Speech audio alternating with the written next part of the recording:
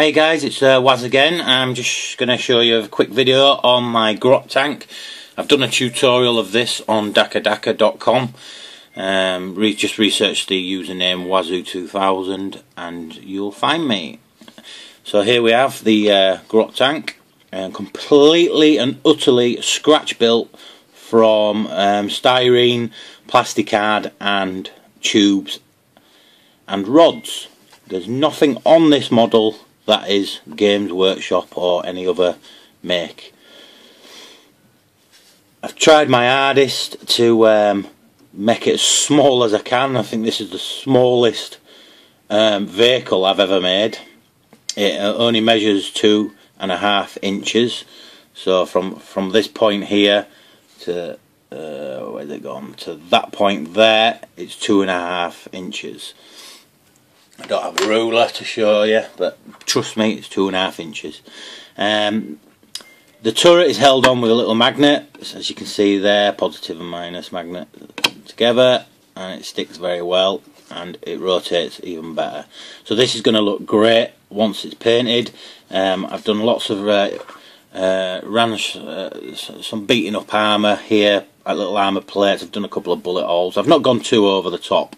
You can see the couple of bullet holes going up that way.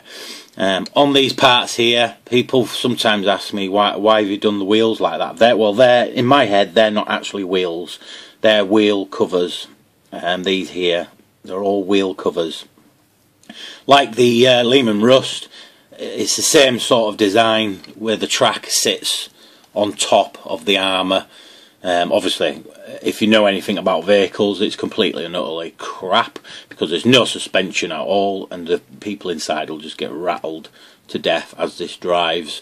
But this is the future, 40,000 years into the future, and them type of things don't apply, so you can generally do what you want.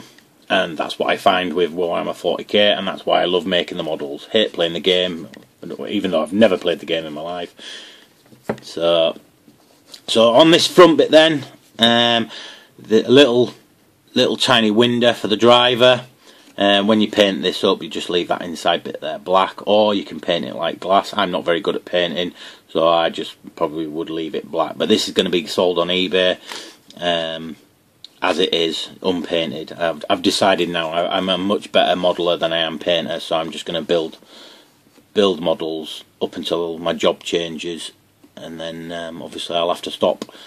So these are going to be this lot will be put on eBay as it is.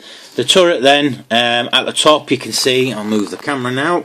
I've done like a little hatch here, and try and get in as close as I can with two like little levers to open the hatch. Suppose if you ever met this yourself, you could probably leave this open, have the two hatches open and have a little grot sat there inside. You only have to go down a little bit and then have the grot sat, stick the grot in, or use a pin to hold him in.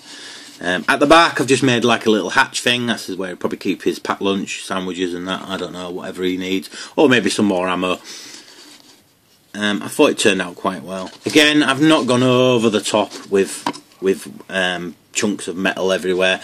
I've put the odd bit of metal here and there. When it's painted up, it'll look good. Plus, it leaves a nice blank canvas here for maybe some little squares, or maybe a picture or something, depending how arty-farty you're feeling.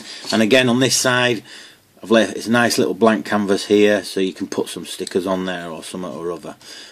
But the main part of the model is obviously the front, because that's the bit that's going to get hit the most. If you know anything about tank warfare, the front armour is always the heaviest armoured part of the vehicle, so that's why it's got loads and loads of that on it.